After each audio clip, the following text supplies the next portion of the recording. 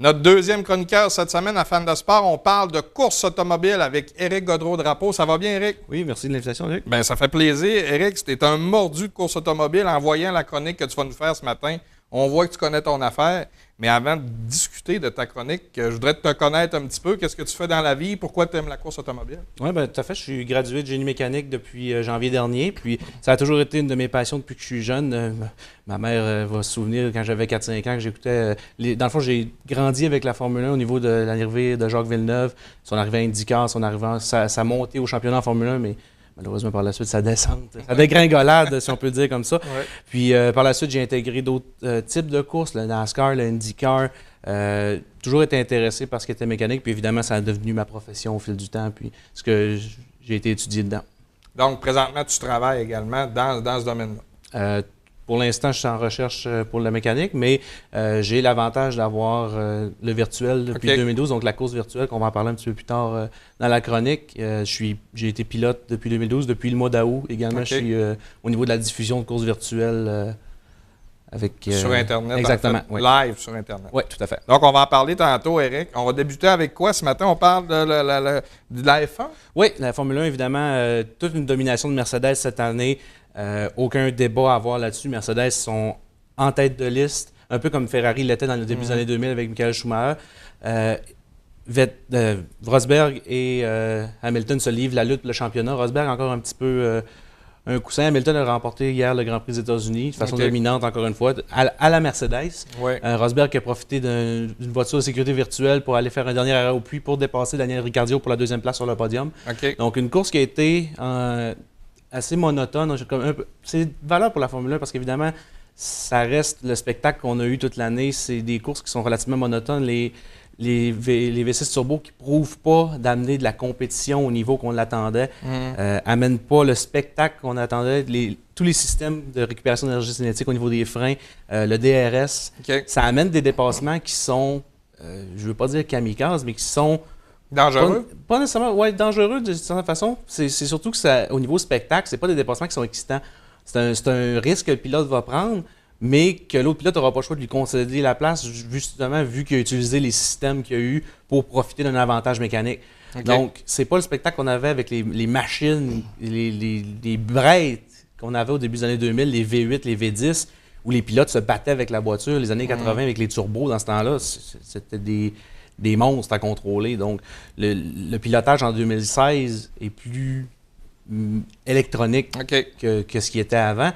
Puis, au niveau de la Formule 1 aussi, ce qui s'en vient en 2017, on a une nouvelle réglementation qui a été présentée. Donc, la nouvelle voiture qui va être plus large, plus basse de terre. L'aileron arrière va être plus bas.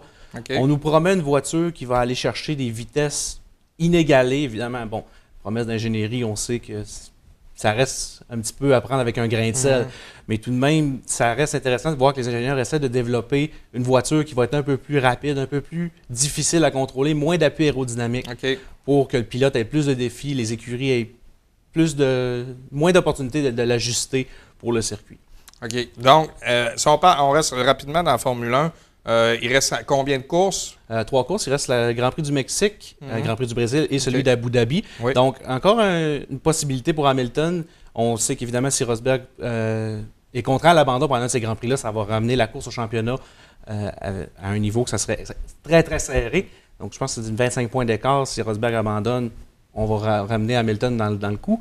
Puis, les autres écuries derrière, ça reste un spectacle quand même qu'on n'a pas vu depuis un petit bout de temps. Les écuries de milieu de peloton ont quand même une bagarre assez intéressante. On a vu McLaren hier avec Alonso aller chercher un top 5. On a vu Button aussi dans les points. C'est rare de voir McLaren à l'avant. Pourtant, McLaren était dominant au début des années 2000, mais ils ont eu beaucoup de difficultés depuis qu'on est tombé au V6. OK. Donc, il reste... Le championnat n'est pas encore dans la poche, en fait, pour...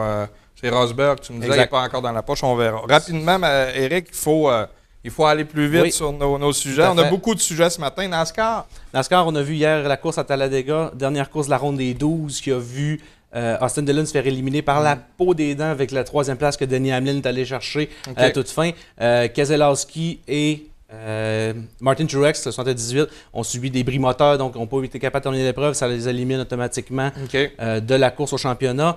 Joey Logano est allé chercher la victoire, donc ça lui garantit sa place dans les 8 qui vont passer à la semaine prochaine à Martinsville. Okay. Donc déjà là, Martinsville, une course très... On a le contraste entre Talladega qu'on a vu hier, le 2000,5, où on a pied au plancher tout le long, on roule en meute.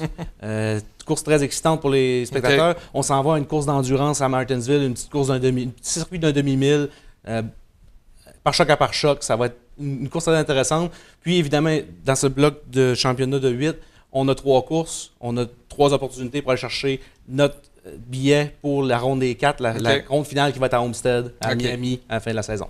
Si on parle maintenant des pilotes québécois, moi, c'est ce qui m'a fait décrocher un petit peu de la F1, c'est qu'on n'avait pas personne là, depuis que Jacques Villeneuve est parti, en fait. Est-ce que l'avenir s'annonce prometteur? Tout à fait. On a Lance Stroll, qui est un pilote montréalais, qui va percer en Formule 1 dès l'année prochaine chez Williams. Il avait été signé en pilote de développement au début de l'été. On va maintenant le voir avec un volant. Il va remplacer Felipe Massa la saison prochaine chez Williams. Donc, un petit renouveau au niveau des fans de course automobile québécois qui vont avoir un pilote québécois ou montréalais. Oui, québécois. Même, exactement, on peut le dire comme ça. Au niveau de la Formule 1, donc ça va ramener un certain intérêt. Par la suite, au niveau des pilotes québécois, on a un autre jeune Québécois qui se démarque aux États-Unis, c'est Raphaël Lessard, au niveau des Super Late Model américains, domine le championnat Cars Late Model Tour. 15 ans seulement. Hein? Exactement, c'est un prodige à ce niveau. Aussi, dans les pilotes canadiens qui se démarquent, je l'ai mentionné, c'est Kaden Lapsovich qui a remporté le championnat de NASCAR Pinty's cette année, à 16 ans aussi. Un autre jeune, une recrue cette année qui a été chercher 3 victoires sur une dizaine de courses. Donc, ça lui a permis d'aller chercher le championnat. Puis, au niveau des pilotes québécois, on a Alex Labbé aussi à 25 ans qui se démarque, qui lui profite d'un renouveau commanditaire avec son équipe Go Fast Racing, avec Can-Am, et qui ont re-signé pour 2 ans avec eux.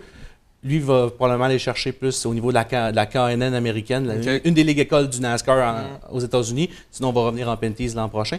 Un des points en commun, justement, entre Lessard et Labbé, c'est que ces deux jeunes-là profitent de la course virtuelle. Donc, qu'est-ce que je fais moi-même via l'Internet? Ces jeunes-là peuvent profiter d'un simulateur accessible en tout temps. Ils peuvent aller pratiquer, mettre des heures que ne pourraient pas les mettre dans une vraie voiture, dans le sens que la vraie voiture, elle a les contraintes de temps, de prix, ça coûte de l'argent, ça prend du temps, il faut la déplacer au circuit, il faut la réparer. En virtuel, bon, l'avantage qu'ils peuvent avoir, c'est qu'ils peuvent mettre des heures et des heures que les autres pilotes n'ont pas l'avantage de mettre, à un coût qui est quand même relativement raisonnable par rapport à ce que ça coûterait d'aller sur la vraie piste. Dans combien de temps tu penses voir un de ces Québécois-là être dans la F1? C'est sûr qu'au niveau de Labbé, Lessard, c'est des pilotes plutôt qui vont aller vers le NASCAR. Évidemment, du côté de l'Oval. Lapsevich aussi. Lapsevich qui est un jeune de l'Ouest canadien. Mais on peut s'attendre à ce que Lessard et Labbé aient une chance. Je sais que Labbé, il y a eu des discussions au niveau du Xfinity, donc la Ligue école du sprint en NASCAR. Lessard, lui, au niveau des late models, l'an prochain, va graduer encore une coche. Mais évidemment, à 15-16 ans, on peut s'attendre qu'il y a déjà une très belle visibilité au niveau des écoles. Il est signé chez David Gilliland Racing, donc une école de développement qui va lui permettre d'avoir accès à d'autres différents contrats. Mais évidemment, il y a une question d'argent aussi qui va venir à travers de ça. Absolument. La course automobile est un sport qui est une grosse business, mais qui est aussi très demandante au niveau financier, au niveau des pilotes. Donc, du côté de Labbé, comme je mentionnais, avoir la commanditaire, ça lui donne une belle opportunité de continuer, poursuivre. Et au niveau de l'essence, ça va être là de déterminer s'il est capable d'aller chercher des gros commanditaires au niveau des États-Unis. OK. Donc, pour ce qui est de Lance Stroll, tu le vois peut-être dans les prochaines années, certainement? Oui, bien lui, il a son volant pour l'an prochain. Donc, on va le voir évoluer l'an prochain. Il y a eu une saison excellente en Formule 3 européenne cette année. Ça a été une domination de sa part, sauf qu'on a vu des passes d'inexpérience ou un petit peu de manque de patience à son niveau. Ça va lui prendre le temps de se développer. Puis en Formule 1, tu n'as pas le droit à l'erreur. Évidemment, c'est des voitures qui vont à des vitesses qui sont beaucoup plus difficiles au niveau du pilote. Ça prend des réflexes, ça prend de la constance. C'est ça qu'il va devoir développer le plus. Mais évidemment, avec une écurie comme Williams derrière lui, qui va lui amener des vétérans, qui va lui amener des ingénieurs de course qui ont du vécu, qui ont la sensation, qui ont déjà travaillé avec des jeunes pilotes. Donc, ça va lui donner une expérience qui va être phénoménale. Puis, peut-être qu'on va le voir compétitionner pour, à mon avis, peut-être quelques points au niveau de la saison. Peut-être quelques 8 à la 5e place pendant la saison. S'il va chercher un podium, évidemment, ça serait un exploit qui serait impressionnant pour son âge. Mais encore là, avec l'âge qu'il a, le potentiel est tout devant lui. Donc, il ne faut pas trop le brusquer, il faut prendre son temps quand même, parce que c'est probablement un diamant brut de la course automobile. Tout à fait. Et il a eu ses expériences avec le karting. Il a eu sa progression au niveau des échelons de la course automobile, au niveau de l'Europe. Il a été fait à la F3 européenne. Il a dominé le championnat. C'est ce qui lui donne son billet pour la Formule 1. Donc, évidemment, ça va être de suivre sa progression. Éric, malheureusement, on n'aura pas le temps encore ce matin de parler de la course virtuelle. C'est déjà terminé, mais quand tu vas revenir, on va parler que de course virtuelle parce que c'est extrêmement intéressant. On a déjà fait une dizaine de minutes là, sur les courses là, NASCAR F1, donc c'était extrêmement intéressant. Donc, on se revoit, nous, après la pause. Nous, on va parler un petit peu de notre question de la semaine. Tu restes avec nous, Éric? Tout à fait. Merci beaucoup. De nous, de notre côté, on revient tout de suite après la pause et on discute avec notre question de la semaine.